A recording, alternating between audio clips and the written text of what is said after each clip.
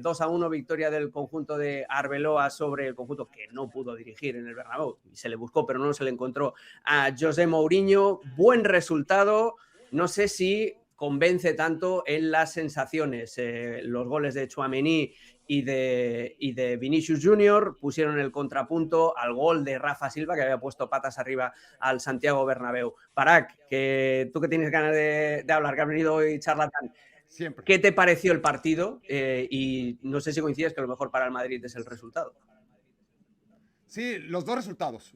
No olvidemos que el Madrid gana la ida y gana la vuelta.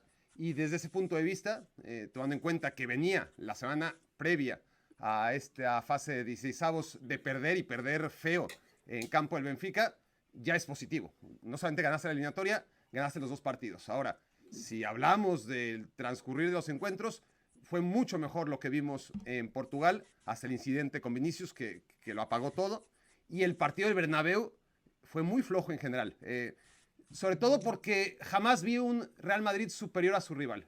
Quien no sepa de fútbol o de contextos futbolísticos, no te sabría decir que uno de esos dos equipos, el local, se arma hasta los dientes, año sí, año también, para tener al mejor equipo posible. Mientras que su rival, por el contrario, es el mejor negocio en el fútbol. Es el proyecto más rentable, si hablamos de términos económicos, en el fútbol. Nadie gana más dinero a la hora de comprar y vender jugadores. Es decir, no está para reforzarse, está para vender jugadores.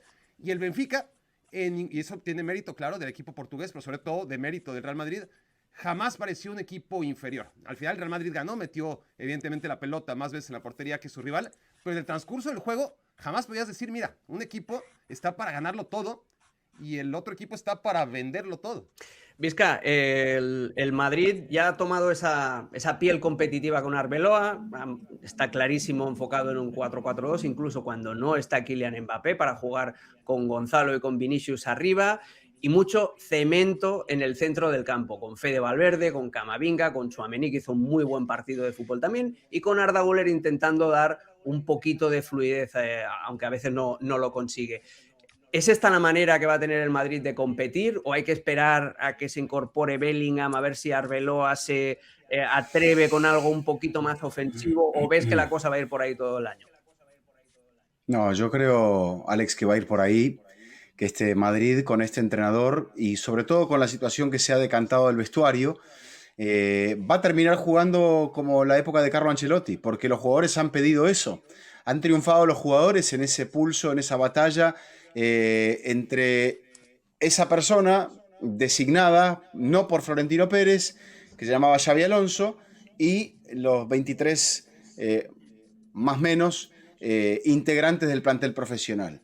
En esa pelea dispar, los cracks triunfaron. Xabi Alonso era mejor, es mejor entrenador que Arbeloa, al menos hasta lo que hemos visto hasta aquí. Arbeloa ha tenido la fortuna, te diría, de contar con un calendario relativamente favorable. En los partidos donde ha tenido que sufrir, ha sufrido, y ha sufrido en algunos más de la cuenta. Y se le ha acomodado el equipo, creo yo, no sé, abro el debate, porque en algunos partidos ha faltado Bellingham, en varios, en otros varios partidos ha faltado Mbappé, y dentro del aspecto defensivo más o menos ha logrado recomponer. Aunque se vio el otro día con las cartas bastante justas, Osasuna le hizo bastante daño, más allá de que la parroquia blanca discutiera si había sido, para mí una discusión inerte, si había sido penal o no de Courtois sobre Ante Budimir. A nivel de juego colectivo al Madrid le sigue faltando, no tiene esa fluidez, no domina el partido a través de la posesión de la pelota, ni marca tampoco el tiempo del mismo a través del balón, pero sí que sigue sobreviviendo, Ricardo, a partir de futbolistas individuales, a partir de rendimientos, a partir de momentos. El que no cambia nunca es Thibaut Courtois, que volvió a salvar al Real Madrid, sobre todo en la primera parte con un par de manos sensacionales. Tchouaméni ha crecido muchísimo, acompañado por Camavinga, por Valverde, está mucho más arropado y ahora puede hacer movimientos más para arriba y para abajo en vez de tener que sacar agua de un centro del campo que naufragaba. Y luego está Fede Valverde, que ha dado las asistencias en los 3 últimos goles del Real Madrid. Vive de eso, vive de chispazos individuales de momento el equipo de Arbeloa. Sí, como ha venido siendo costumbre en este Real Madrid ya desde hace mucho tiempo. Lo normal es que un Real Madrid clasificado a octavos de final de Champions, aunque haya sido vía playoff, despertara esta sensación de, bueno, aquí está el 15 veces campeón de Europa y a ver ahora quién lo va a querer cruzar, ¿no? En el sorteo. Y no te termina dando esa sensación este equipo, porque más allá de seguir contando con momentos individuales muy destacados, creo que siguen siendo de menor calidad de lo que eran antes, ¿no? Salvo lo de Courtois, que mantiene, ya dices tú, esa regularidad. El gran Vinicius de aquella Champions que corona y que lo pone candidato al Balón de Oro no es el Vinicius de ahora, más allá de la racha de goles que pueda presumir. El paso adelante de Tchouaméni tampoco es que te dé demasiadas garantías. Valverde aparece, pero no se acerca a ser el Valverde que llegó a ser con Ancelotti. Creo que ese es un gran plus para entender la mejora del equipo con Arbeloa. No la tuvo Alonso, ¿no? Alonso no pudo contar nunca con Valverde en el medio campo porque Alonso tenía de baja a Alexander-Arnold y a Carvajal y tenía que poner ahí a Valverde sí o sí. Recupera un lateral natural y entonces Valverde vuelve a su medio campo y eso le ayuda automáticamente a Arbeloa, que además ha recuperado muchas más opciones en la central. Tampoco las tuvo Alonso, no tenía a Rüdiger, no tenía a Hausen y todo eso se notaba. Era un equipo que iba mucho más corto de cartas con Alonso de lo que ahora lo está con Arbeloa. Me sigue pareciendo lo mismo, es un Real Madrid muy dependiente de eso que dices tú, de chispazos, pero insisto, chispazos que no son ni siquiera tan buenos o de tanta calidad como los tenía antes. Creo que el Madrid clasifica, pero deja muy claro que está lejísimos de poder ser un aspirante serio en esta competición. Sí, porque ni siquiera dio imagen de Barak solidez defensiva, en el sentido de que Courtois tuvo mucho trabajo y que daba la sensación también que el Benfica, con una mejor toma de decisiones en el último pase, en la última acción, hubiera podido generar incluso más oportunidades. Hablabas de Raúl Asensio, que seguramente, aparte del susto que sufrió y de tener que ser evacuado en camilla, pero tuvo un partido otra vez muy justito. Ahí el Real Madrid también tiene un problema en la zona central. Sí, porque Raúl Asensio ya había dado pistas la temporada pasada que no iba a ser la solución para un equipo del Real Madrid. Seguramente tendrá una carrera larga, no descarto que en la élite, pero en equipos menores, media tabla o abajo. Es lo que vislumbro por lo que he visto en Asensio. Por algo, más allá de su calidad, que la tiene, es un equipo que es un tipo que va fuerte, es un tipo que a veces, cuando está concentrado, es un defensa muy válido, pero para exigencia el Real Madrid es un futbolista que te acerca más a la derrota, ¿no? Siempre que está Raúl Asensio, y ahí están los partidos, el Real Madrid está más cerca de recibir un gol, y por lo tanto está más cerca de perder puntos. Y eso en un tema del Real Madrid que está acompañado de tantos futbolistas lesionados en esa posición, de otros que llegaron a cumplir a corto plazo, como Rüdiger, pero que no eran apuestas a largo plazo, ha sido un problema y seguirá siéndolo para un Real Madrid que no se reforzó a conciencia en ese caso. Es decir,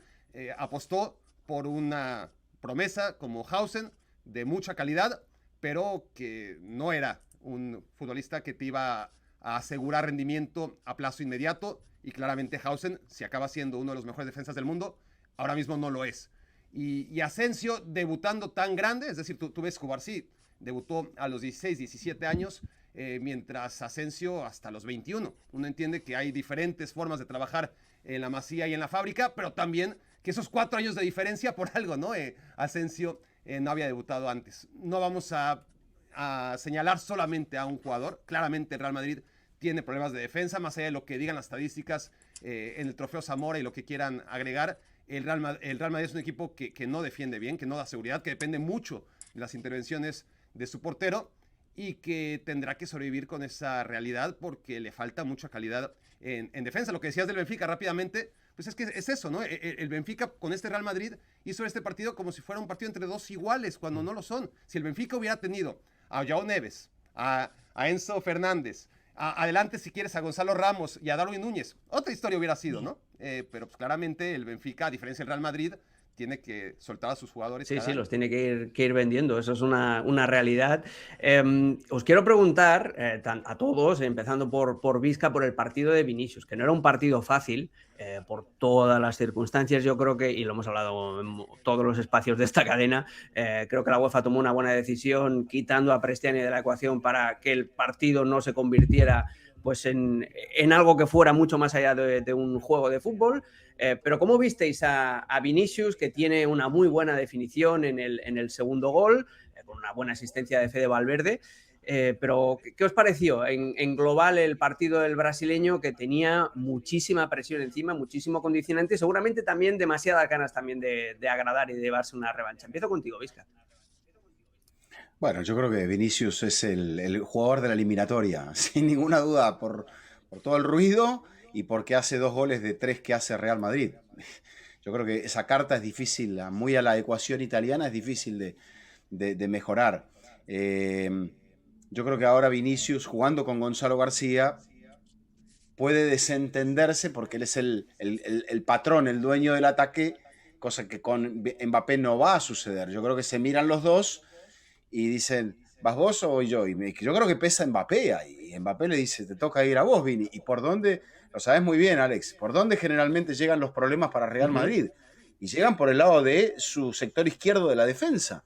Entonces, pero en ataque, Vinicius es una carta ganadora y se vio en la serie. Sí, tienes toda la razón en eso. Además, íbamos hablando, el Benfica salía muy bien por la banda derecha porque sabía que Vinicius no te iba a presionar. Álvaro Carreras muchas veces estaba muy arriba, estaba prácticamente como delantero centro y luego en la transición sufría. Camavinga a veces se quedaba que no sabía. Y eso es que ahora está Camavinga, claro. Camavinga estaba como yo, el gif ese de John Travolta, que no sabe a dónde ir, porque claro, si voy para adelante me gana en la espalda, pero si voy a la espalda dejo a un jugador que reciba libre. Por ahí se le hacía el...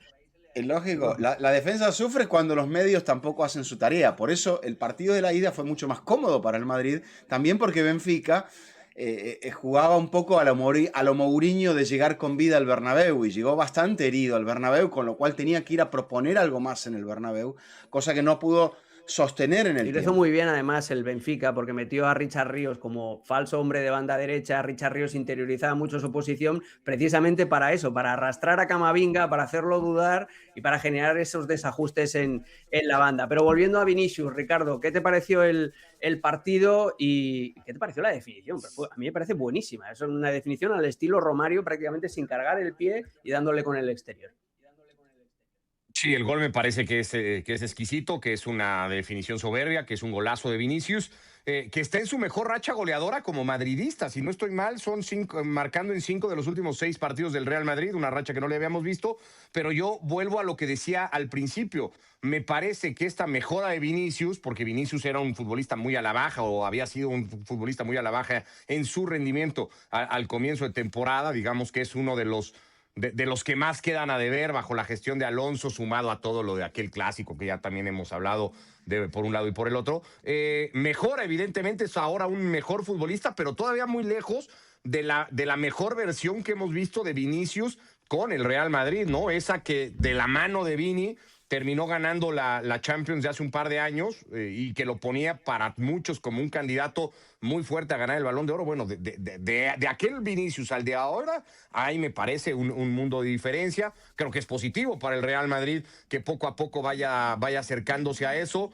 Me parece que no le termina de ayudar, coincidiendo todos en que es la gran víctima de esta jornada de Champions, Vinicius, que no tiene ningún tipo de culpa de todo lo que pasó, sobre todo en Lisboa, pero me parece que otra vez este mismo ruido con todo este tema no le ayuda, no le termina por permitirle concentrarse solo en lo que debería de estar pensando Vinicius, que es en la cancha, en su rendimiento, en el partido a partido, y que sigue teniendo demasiadas batallas abiertas y muchos frentes abiertos. Lo vimos otra vez el fin de semana, sin los agravantes de otros escenarios, pero pasó el fin de semana en Pamplona y seguirá pasando cada vez que el Madrid vaya a otras canchas. Entonces, creo que está mejorando, pero creo que para el Vinicius que espera el Bernabéu, pues todavía hay una espera larguita. Para muy rápido, porque vamos a pasar al tema del que quieres hablar realmente en este show, pero ¿se beneficia Vinicius de que no juegue Mbappé, o de la baja de Mbappé?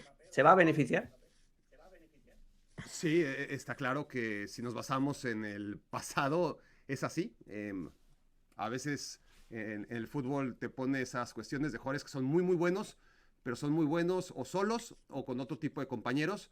Y por lo visto hasta ahora, hasta que muestren lo contrario, y llevamos ya tiempo esperando, Vinicius y Mbappé son incompatibles. El mejor Mbappé lo vemos con un Vinicius reducido, y el mejor Vinicius reduce a Mbappé. Son vasos comunicantes, y eso lo dijiste tú hace un par de días en Ahora o Nunca, y te lo acabo de hacer así, mira, robar